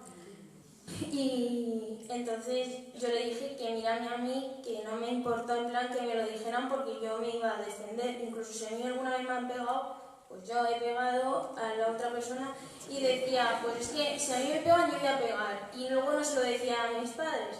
Pero claro, la culpable luego era yo también. Y la nota iba y mis padres me decían, ¿pero por qué la has hecho yo? Pues porque a mí me la han hecho. Entonces yo quería ayudar a los demás, y ahora mismo es verdad que yo, por la parte que me quiero ir, no tiene nada que ver a lo clínico, sino que yo quiero, sí y no, dependiendo. Porque aún no lo tengo muy claro, pero quiero psico-oncología, porque mi madre también ha pasado por esa enfermedad y me gustaría en plan ayudar a gente que, en plan a los familiares o incluso al propio paciente que tiene esa enfermedad. Y luego, y si no, mi otra opción es en plan meterme por lo forense a asistencia de víctimas o en cárcel, en cualquier lado, me da igual. Vamos, esas son lo que quiero. Tú lo que quieres es ayudar a la gente, ¿no? Sí. Bueno, Isabel, ¿y cómo te sentiste cuando te detectamos el TDAH y de repente se le puso un nombre a lo que realmente estabas pasando, lo que estabas sintiendo, ¿no? ¿Cómo te sentías tú en ese momento? A ver, es verdad que como nunca me he sentido mal conmigo, en plan que yo he tirado para adelante y mi familia estaba ahí, mis padres, pues no sentí nada. A ver, es verdad que un poco de alivio porque digo, ya sé por qué exactamente, qué es lo que me pasa y cuando estudio, pero realmente no sentí nada, porque como no he caído, no he tenido ningún complejo de lo que me pasaba, de sacar malas notas, pues decía, pues la siguiente vez la voy a probar, y luego la probaba. Porque, por ejemplo, nunca me ha quedado ninguna para verano, siempre me lo llevaba sino para junio, pero nunca en verano me he quedado para septiembre, solamente en primer bachiller, que filosofía no lo cogía por ningún lado, ni por delante, ni por detrás, ni por el medio, aunque me ayudase. Es que ahí te faltaba Jorge. Tenías que tener un profesor como Jorge. Y ya verías cómo sacar la filosofía para ti.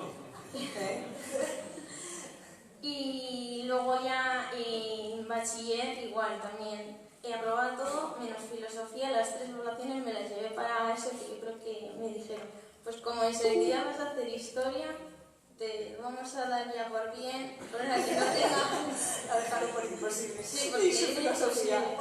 Nadie me nada que te has tomado las cosas con mucha filosofía, en cualquier caso. Y ahí luego ya en selectividad, también me ayudaron, Salomé me ayudó como tenía que expresarme en comentarios de texto, porque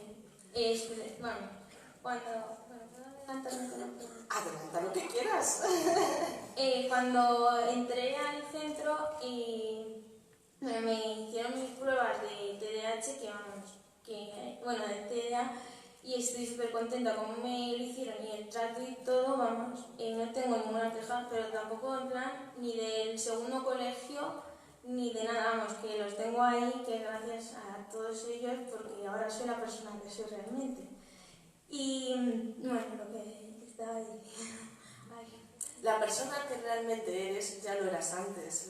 Lo bueno que tiene Isabel es que tiene muchísima autoconfianza en sí misma, tiene una buena autoestima y siempre tira para adelante, siempre mira el futuro con positividad. Entonces, con una actitud positiva, pues ha ido consiguiendo todo. Entonces, lo que hemos hecho los demás simplemente es acompañarla en ese camino, ayudarla en las dudas que tenía, ayudarla a planificar, organizar todo el funcionamiento ejecutivo y ayudarle en esas dificultades de expresión, pero el resto lo ha hecho ella solita, nada más. Y bueno, eso, y cuando entré en el centro, yo no sabía exactamente qué pruebas me iban a hacer ni nada, y me dijeron, después de hacerme todas las pruebas, que tenía también TEA, que eso no lo sabía porque el psiquiatra no me lo había dicho, porque en todas las pruebas antes me decían que como mi comportamiento en casa era bueno, luego tenía buenas amistades y no tenía problemas con los amigos realmente, pues que no lo tenía. Y después de muchísimos sitios, y cuando me cambié de colegio, al quedarme 6, mi madre dijo, esto no es normal, voy a hablar con la profesora, a ver, porque en el colegio anterior me lo dijeron, pero vimos una serie de cosas que no nos cuadraban. Entonces, y como tuve por parte del... A ver, es verdad que desde siempre me han considerado mal en el sentido de estar en clase, que a lo mejor era a mitad de un examen y pedía el tipes o tenía que levantarme a tirar un papel o cualquier cosa, ¿no? Y dando clase igual. Y entonces... Y entonces, el encontrar un poco sí, las dificultades... Ya luego cuando me lo dijeron, bueno... mi madre al hablar con la profesora le dijo, vamos a hablar con la orientadora. Y la orientadora me dijo, sí, ves, el psiquiatra que te han dicho en el anterior, que es muy bueno y te van a decir realmente lo que tiene. Entonces ahí me lo dijeron que tenía TDA y me dijeron que tenía que tomar tratamiento farmacológico y también tratamiento psicológico. El farmacológico es verdad que al principio... En plan, fue muy mal, porque la primera medicación que me dieron me dio reacción y en una semana no podía comer. Como si no olía un poquito de comida y tenía náuseas o me encontraba fatal. Y me cambiaron a otra medicación y esa no me daba, sí me centraba, pero no me llegaba a dar, en plan, a centrarme del todo bien. Y me dijeron que me cambiaban a otra y es, bueno, ahora sigo con ella. Y vamos, me está yendo genial y no tengo ninguna. Si me permitís, yo me quedaría, creo, con este mensaje positivo. A partir de la prevención y a partir de la protección, finalmente Isabel se convirtió precisamente en la persona, como ha dicho muy bien Salomé, que ya era, no se convirtió en otra persona. Vosotros sabréis que en el templo de Delfos, en el oráculo de Delfos, que estaba situado en la cima del monte Parnaso, había una serie de frases que nos han acompañado durante toda la historia del Occidente. Una de ellas era "conócete a ti mismo", otra era "nada en exceso", y una de las más, creo yo, más elocuentes era una que rezaba: "hazte el que eres". Es decir, te tienes que convertir en aquella persona que ya eres, pero bueno, quizá limar ciertas aristas, culminar, actualizar ciertas potencialidades, etc. Y yo creo que el caso de Isabel da buena cuenta de ello, con lo cual, bueno, pues os agradezco la charla. Y si os parece bien, damos ya sin más dilación paso al turno de preguntas, con que voy a pedir primero un aplauso para Isabel y después que sea para Isabel.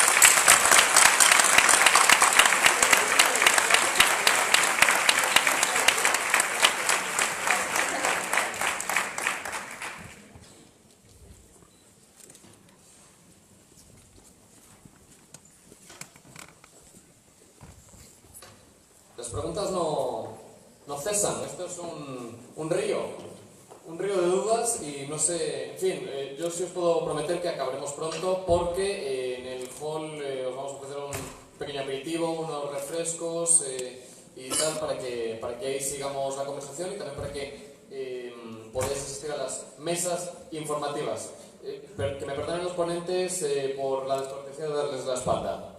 Primera pregunta para Sara Domingo, no es un examen, no os penséis que aquí os vamos a poner nota. Si las conductas desafiantes, Sara, se dan solo en casa y no en el colegio, ¿Esto puede ser síntoma de algo específico? ¿Es normal?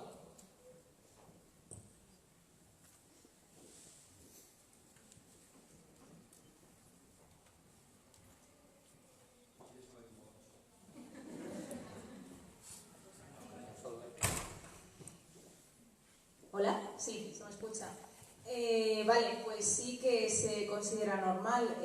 Como somos humanos, no todos nos comportamos igual en las mismas situaciones y esto puede deberse a que en casa al final tengan una serie de normas y límites que a lo mejor en el colegio tienen otros. Entonces se puede dar en casa y puede no darse en el colegio.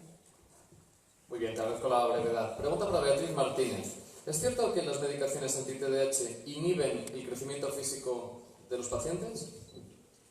Pues es cierto y no es cierto. O sea, la realidad es que el estudio longitudinal más largo que tenemos de seguimiento en pacientes con TDAH, sobre todo con estimulantes, ¿no? Que como os he dicho antes era de los que tenemos más experiencia, el metilfenidato y la desanfetamina, que es el estudio MTA. En un estudio de más de 1000 pacientes, lo que se observa es que al final era una evolución que es un estudio del 97 y seguimos teniendo resultados a día de hoy, o sea, son un montón de años de evolución. Solo se ha visto que los pacientes alcanzan en su crecimiento final, no hablamos de la velocidad, sino de cuando ya uno finaliza los 20 años, 21 años el crecimiento, alrededor de 0,5 centímetros a 1,5 centímetros menos que el resto de la población general. Entonces, aunque sí que es cierto que es significativa esa diferencia, es tan poco, 1,5 centímetros como máximo, que no pensamos desde la comunidad médica que sea un inconveniente de cara a la hora de prescribir.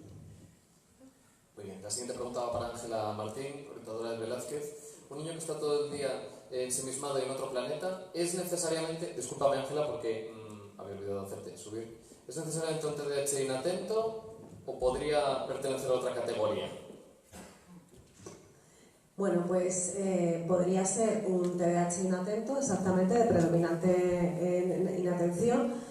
Y sí, podría ser, no tiene por qué, hombre, habría que valorar, ¿no? Porque a lo mejor podría ser otro trastorno, podría ser, por ejemplo, un estado de ánimo bajo, ¿no? Un estado de ánimo, o sea, que sí que habría que valorar. Estupendo. Pregunta para Lorena. ¿Qué papel pueden jugar los hermanos de niños TDAH? ¿Cuál es la situación más habitual? ¿Pueden ser referentes? ¿Pueden cooperar? ¿Pueden cooperar?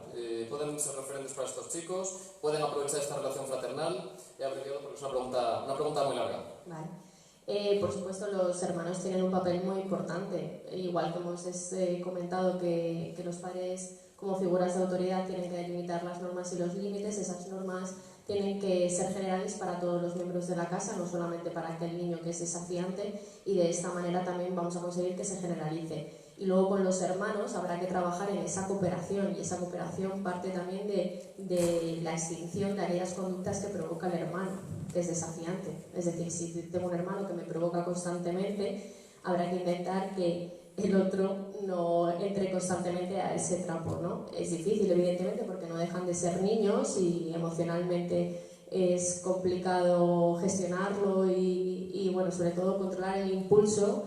Y hay cierta sensación de injusticia muchas veces en las casas, lo que vemos, ¿no? Es que a él le dejas o es que es tu favorito. Bueno, gracias a la intervención familiar también que llevamos a cabo en las sesiones, todo esto se va manejando y también muchas veces las sesiones son conjuntas con los hermanos para poder darles pautas. Voy a hacer otra pregunta al experto sanitario, que antes se quedó en el tintero y creo que responde a una pregunta que se hace en ocasiones. ¿Qué consecuencias negativas en la salud puede acarrear la medicación del TDAH a largo plazo? Y luego matizan, al cabo de 10 o 15 años. Pues a largo plazo es lo que os decía un poco antes, ¿no? O sea, sí que es cierto que esto es sobre el crecimiento de una manera muy mínima.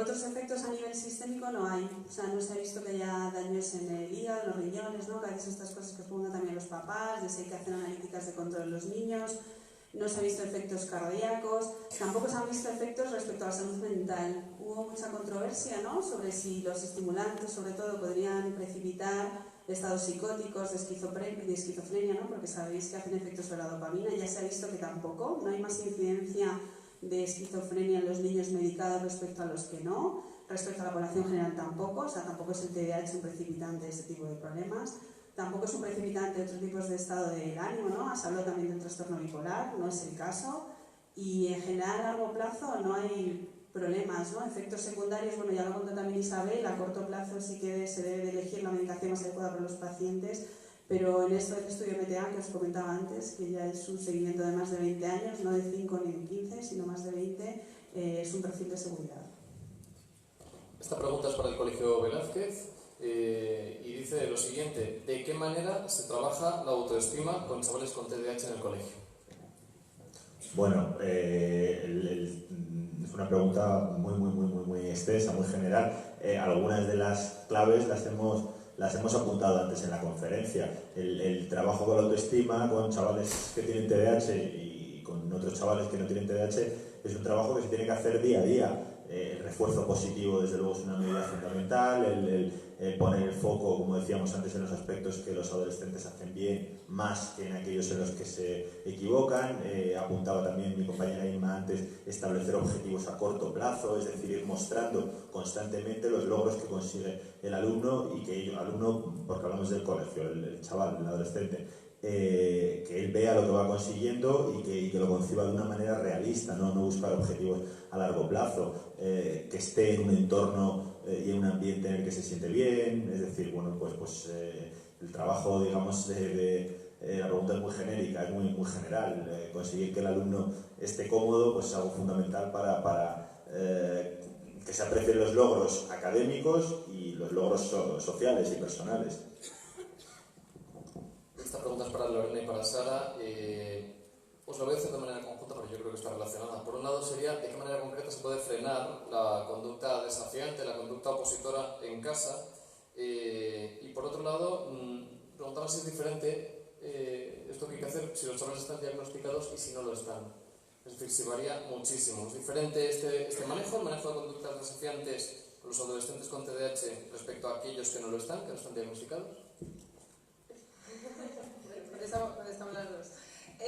No es distinto, puesto que las conductas desafiantes no se dan solo en personas que tengan TDAH, ¿no? Podemos encontrar niños o adolescentes que pueden tener este tipo de conductas en casa, así que no habría diferencia. Sí que podríamos matizar que al darle esas órdenes y establecer esos límites, podemos buscar unas estrategias más adaptadas a sus características, como pueden ser, en vez de decirle las normas 3 a la vez, pues a lo mejor hay que decirle una a una, o poner carteles para recordarle, o alarmas. Entonces, en ese sentido sí que puede haber diferencias. Yo solamente añadir que además en la presentación de Educat, Alberto ha dicho que no trabajamos tanto con diagnósticos sino con sintomatología, es decir, que no es tan importante que esté diagnosticado de trastorno negativista desafiante, sino que tenga ese perfil para trabajarlo, por supuesto. Y como además hemos explicado al principio, no toda conducta desafiante es necesariamente un trastorno negativista desafiante. También hay que tener en cuenta pues que especialmente en la adolescencia las desobediencias son habituales y hay que manejarlas, tengan o no tengan el trastorno. La pregunta es para Teresa Moras. Es una pregunta, yo diría cuádruple o quíntuple, pero voy a tratar de resumirla. Por un lado, ¿qué actividades se pueden hacer con chicos que tengan TDAH? También preguntan si sería bueno asociarlos o de alguna forma juntarlos para que se sintieran menos solos, y preguntan también si existe alguna iniciativa precisamente para fomentar esta conchabanza y esta hermandad. Bueno, en fin, que se relacionen entre ellos y que de alguna forma generen cierta fraternidad entre chicos con dificultades parejas. Bueno, luego en la mesa daremos una serie de hojas de las actividades que hacemos en la asociación. Pero efectivamente, dentro de la asociación tenemos grupos de adolescentes, de actividades de habilidades sociales, también los campamentos de verano, que también los hacemos de forma general, no solamente para la Comunidad de Madrid como empezamos. De ahí se establecen una serie de relaciones entre ellos, y luego también pues hay no solamente los grupos de adolescentes, los vivenciales y los campamentos tanto urbanos como de verano. La verdad es que en muchos casos yo creo que Madrid tiene una dificultad, que es las distancias. Se crean unos vínculos dentro de todas estas actividades, lo que pasa es que luego por las distancias se van perdiendo, pero la asociación les proporciona el espacio para que se encuentren cada 15 días y luego una vez al año en los campamentos y todo eso.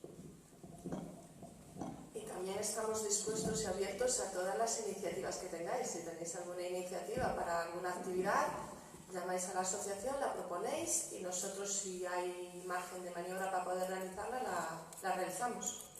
Pregunta para Ana Isabel y para Laura. Habéis dicho que el TDAH es heterogéneo y que en ocasiones va acompañado de otros trastornos, como podrían ser la dislexia, la discalculia, diversos trastornos del lenguaje. Y la pregunta es, ¿en qué afecta este hecho a lo que respecta al tratamiento y también al asesoramiento de las familias y del propio niño? Bueno, repetimos la idea de que las etiquetas, el trastorno que esté diagnosticado, evidentemente nos aporta información para dar más valor añadido a lo que vamos a poder aportar, pero es información con la que nosotros trabajamos desde una sintomatología. Evidentemente, cuando el TDAH se acompaña con otras dificultades o con otros trastornos, pues se amplía un poco el abanico de conductas problemáticas que tenemos que abordar en sesión, pero efectivamente se trabajan de la misma forma, simplemente pues que los objetivos seguramente sean más amplios o haya que adaptarlos al niño. Volvemos a la doctora Beatriz. ¿Qué puedo hacer si la psicóloga de la Seguridad Social quiere dar el alta a mi hijo de 7 años porque no reconoce la existencia del TDAH? Pues sí, es una realidad que a veces pasa.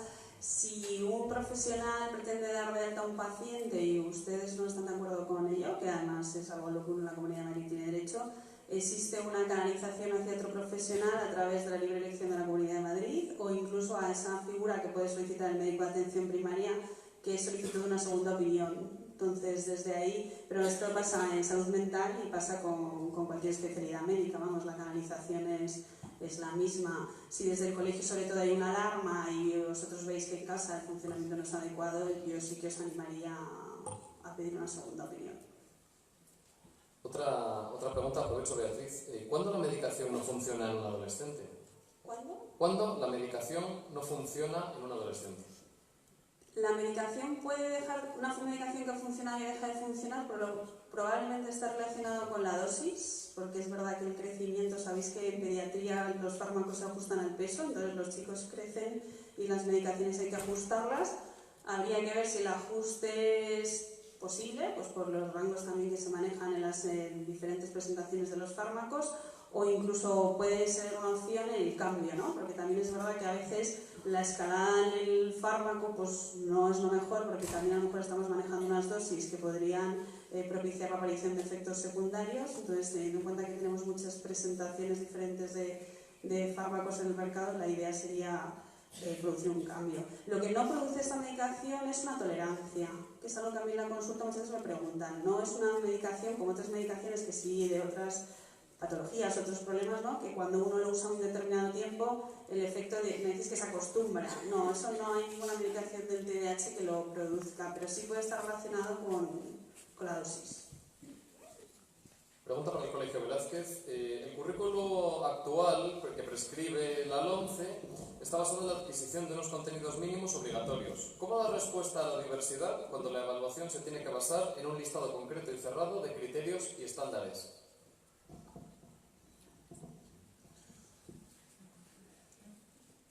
Bueno, lo que pasa con los currículos es que efectivamente hay unos estándares, hay unos elementos curriculares que siempre tenemos en cuenta y en los que siempre nos fijamos, pero en cambio hay otros elementos que tiene cualquier ley educativa que son, bueno, que a veces pasamos por alto sobre ellos porque tienen a lo mejor un carácter un poco más genérico, como fomentar el desarrollo del alumno, como que el alumno mejore en ámbitos sociales, en ámbitos desde relaciones a estar bien consigo mismo, es decir, elementos que aparecen también en el currículo, y lo que ocurre es que a la hora de valorar estos currículos pasamos por encima de estos elementos curriculares y nos agarramos mucho a los elementos teóricos, a los elementos conceptuales, que tradicionalmente han sido los más importantes.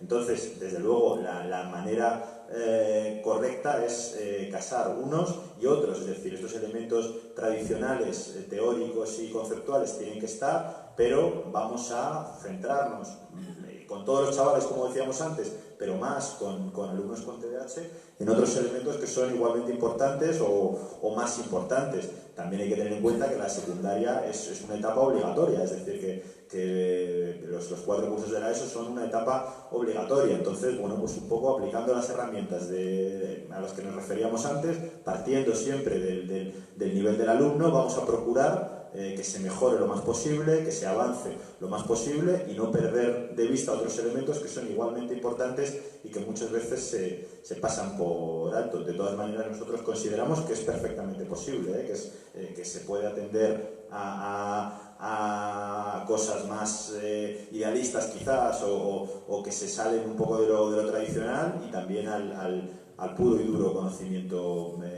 académico, estrictamente académico. La pregunta va para Educar.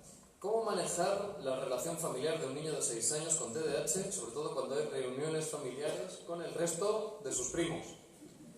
Vale, directamente. Vamos a ver, lo primero que hay que intentar hacer es plantear a la familia que la familia en general, no solamente padre y madre o hermanos, también tienen que ser un núcleo importante de apoyo. Hay muchas veces que vemos que el trastorno es un gran incomprendido, que otras veces incluso se niega y que en la mayoría de ocasiones, con la rabia que nos da, se apela a la mala educación. No, es que tu hijo cuando viene, sería muy importante en primer lugar poder concienciar al resto de la familia de también la importancia que ellos tienen con nuestros hijos, ¿no? O sea, con mi hijo. Y luego, por otro lado, también es importante hacer ver que muchas veces ellos en un ámbito únicamente de iguales se manejan mucho mejor de lo que nos podemos creer. También nosotros, por ejemplo, ¿no? Lo que ellos nos transmiten, que le puedo dar crédito, es que yo estoy jugando con mis primos y enseguida viene mi tía, enseguida... Y yo creo que también es un error que cometemos, ¿no? Que es que tampoco muchas veces les dejamos estar en un espacio de total libertad. Y si queremos incluso acabar de matizar esta pregunta, a ellos una cuestión que les funciona mucho, antes de ponerse a jugar a lo mejor con primos y demás, que es verdad que eso también a lo mejor les despierta una emoción que no canalizan bien, poder separarle y poder recordar las poquitas normas, ¿vale? O los límites que tienen que tener a la hora de jugar con ellos. Hay algunas preguntas. La experta sanitaria antes ha hablado de fake news, de posverdad. Es cierto que algunas preguntas, sobre todo las más incómodas, son las que muchas veces evitamos hacer y, sin embargo, en ocasiones son preguntas a voces que se hacen se hacen de tapadillo, se hacen cuando se puede, pero son las que en realidad acucian. Aquí va una de ellas. Tiene que ver con si los chicos con TDAH tienen más tendencia al consumo de ciertas sustancias. En este caso se habla directamente de drogas. En el caso de que sea cierto, nos preguntan cómo evitarlo.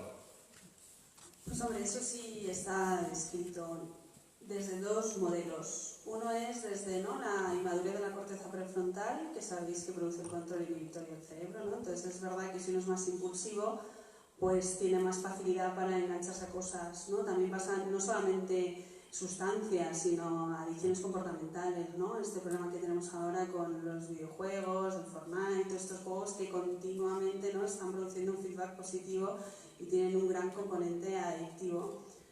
Luego está la otra parte, ¿no? Que hemos hablado durante todas las mesas, que tiene que ver con el concepto de uno mismo.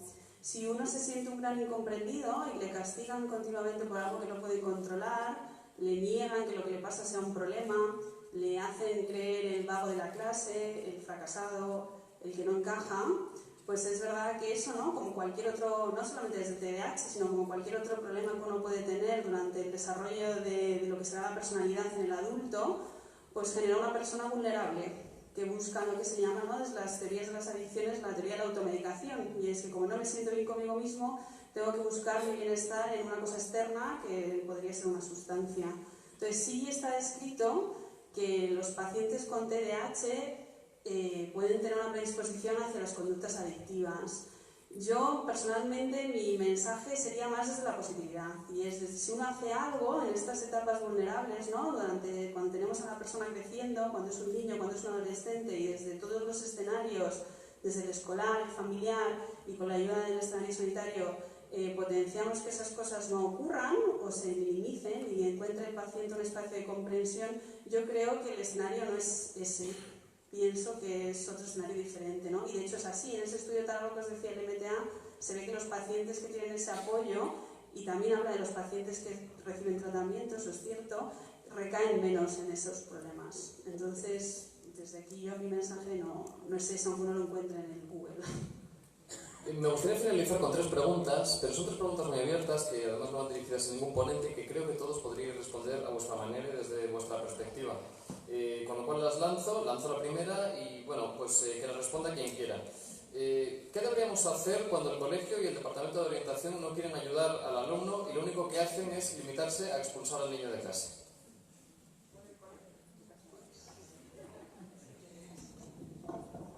Yo no voy a contestar qué tienen que hacer. Quiero decir que esto, si se ha puesto en una pregunta, es que es una constante. Esto se ha debatido en 50.000 espacios donde antes, cuando te castigaban o cuando hacías algo, te resolvían el problema en el colegio. Ahora hay niños, y creo que está aquí el papá de uno de ellos de nuestra asociación,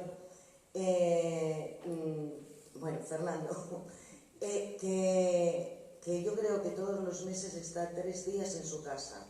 Cuenta con el apoyo de los abuelos porque si no los padres tendrían que dejar de trabajar. Esto lo hemos venido denunciando durante no sé cuánto tiempo. Las cosas que pasan en el colegio se tienen que resolver en el colegio, porque luego al final, lo mismo en niños que en adolescentes, esto, como suele ser una constante, a veces, sobre todo en adolescentes, incluso sacan un beneficio secundario porque en el cole no se encuentran bien. Y esto lo tenemos que seguir tratando, pero si hay profesores aquí, que se sepa que esto no puede ser. Pero el sistema educativo tiene esta ley de régimen interno en los centros que por desgracia sigue pasando.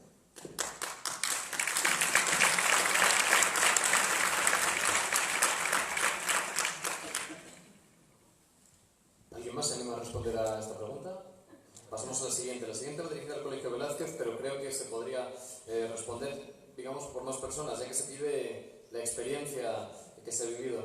¿Cómo evitar la sobreprotección y cómo evitar lo que llaman aquí riesgo endogámico y al mismo tiempo cómo evitar caer en lo contrario? Es decir, buscando que los chicos se fortalezcan para enfrentarse a la realidad en las sucesivas etapas que las que se van a enfrentar después de la ESO y el bachillerato. Bueno, pues cómo exponerlos a ellas sin en fin, que esto les suponga algo demasiado ímprobo, y por contra, pues cómo protegerlos sin sobreprotegerlos.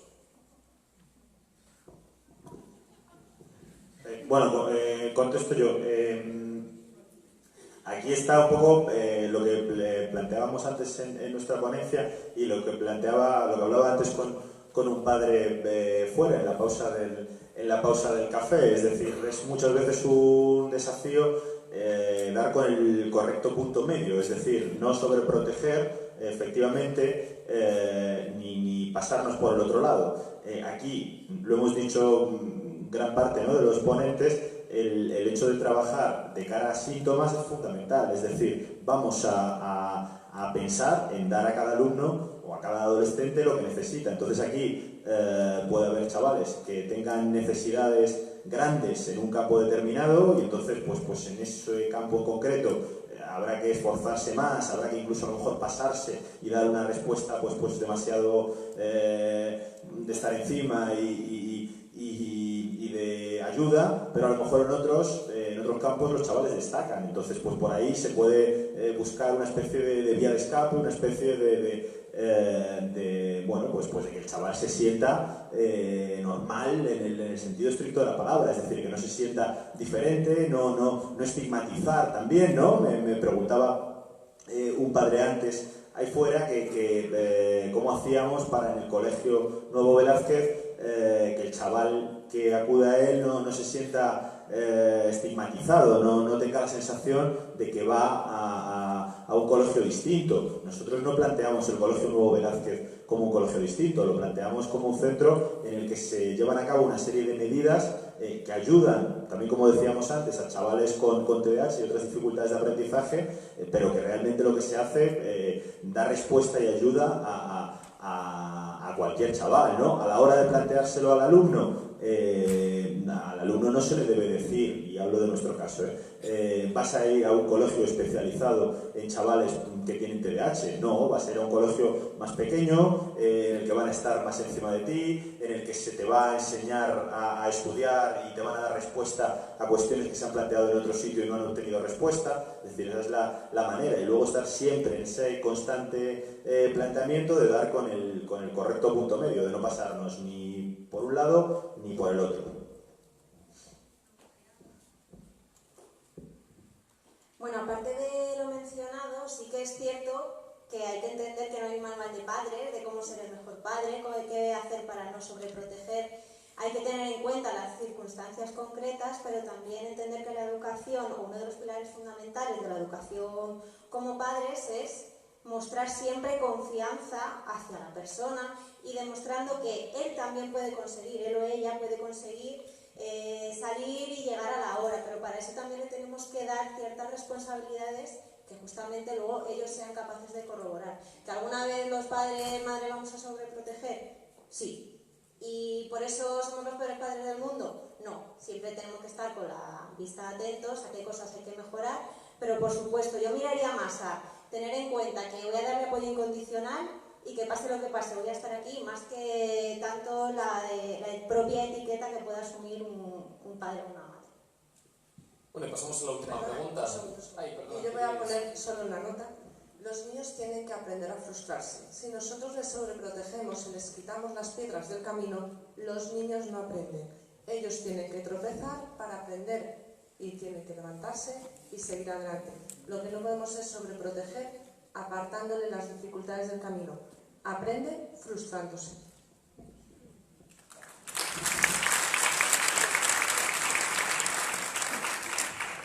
Última pregunta.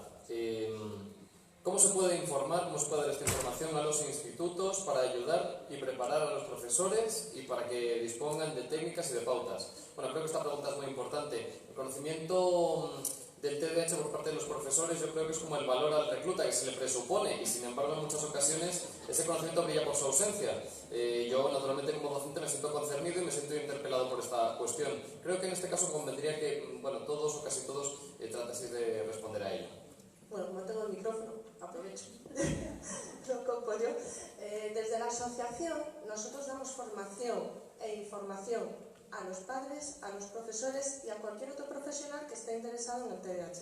Con lo cual, con muchísima frecuencia vamos a colegios a dar formación, a las universidades. Tenemos alumnos de la Autónoma y vamos todos los años 2 o 3 veces a la Universidad de Comillas a dar formación a los alumnos de las universidades en materia de TDAH. Desde los colegios nos pueden llamar, nosotros damos formación a los padres, vamos a GAMPA, damos la formación, vamos a los centros escolares, damos formación y estamos abiertos siempre a recibir solicitudes. Yo creo que primero lo que habría que atender es a la voluntad, ¿vale? O sea, la voluntad de si ese colegio quiere formación. ¿Por qué? Porque no es extraño encontrar directamente que cuando vas a preguntar cómo funciona un colegio en materia de TDAH te dicen que mejor que no les derives chavales con TDAH, ¿vale? Entonces el primer punto es la voluntad. En segundo punto, todavía nos estamos encontrando con el compromiso y la implicación por parte del profesorado. Y esto es una realidad que yo creo que nos ha acompañado a todos, pero que en el caso del TDAH se vuelve determinante, porque así ocurre. Es que en sexto tuvo un profesor muy malo, pero en primero de la ESO ha tenido un profesor muy bueno y nos ha permitido salir adelante, ¿no? Por lo tanto, yo creo que también sería muy importante concienciar al equipo directivo, a orientación, jefe de estudio, director, sobre lo que se tiene que aplicar, porque antes dudábamos y yo estoy convencido de que hay unas medidas de obligado cumplimiento, pero que efectivamente no se están acabando de aplicar. Y una vez que se ha podido concienciar a ese equipo directivo, ya luego también a veces lo que falta es hacer comprensión hacia el profesorado, decirles, bueno, pues efectivamente, yo sé que tú no entiendes mucho sobre esto, pero te podemos ayudar. Como decía anteriormente, en primer lugar contamos con la voluntad y la voluntad a día de hoy no es total, ¿eh? O sea que parece muy bonito, ¿no? Decir cómo un profesor no va a tener voluntad y a lo mejor no es el profesor, es el propio sistema que lleva al colegio, pero a nosotros nos pasa bastante a menudo. Y yo quería acabar con una pregunta para Isabel y es, Nos consta que hay padres que en este momento lo están pasando mal. Y lo están pasando mal por una situación a lo mejor muy similar a la que tú pudiste tener en su momento, ¿no? Entonces, ¿qué mensaje de ánimo les podrías dar sobre, bueno, pues en función de tu experiencia y tu testimonio?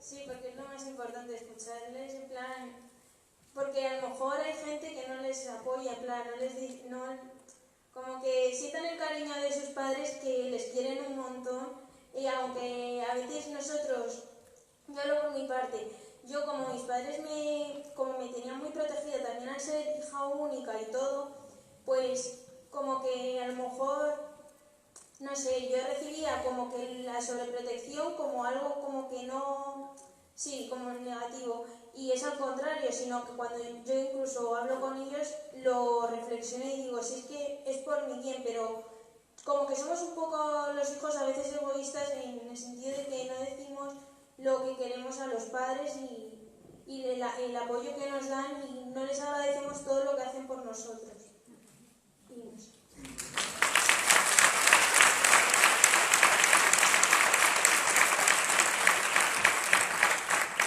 ¿Alguien más se anima a responder a esta pregunta? ¿Nadie más? Bueno, pues antes de emprender prudente retirada, en fin, pido un aplauso por todos los ponentes.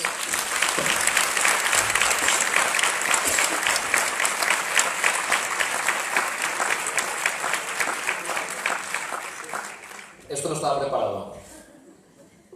No, solamente queríamos decir para acabar que estas jornadas entre los tres organizadores las hacemos de forma altruista, por lo tanto aquí no cobra nadie, pero sí que nos gusta que antes de todo a los invitados les decimos, no pagamos. Entonces, en este caso agradecer a Beatriz y a Isabel y solamente, bueno, un detallito solamente, no os vamos a pagar, ¿vale? Gracias.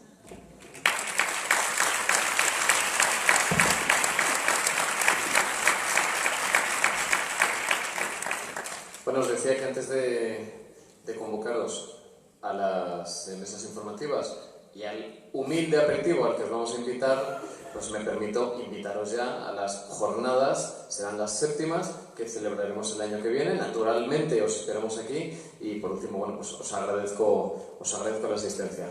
Gracias y hasta el año que viene.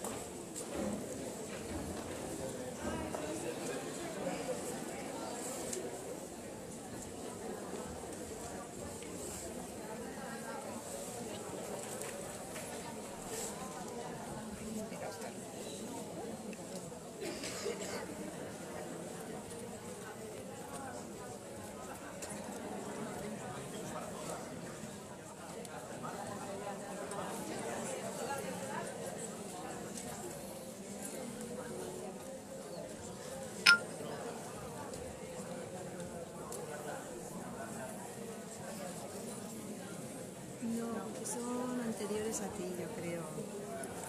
Creo que ni de...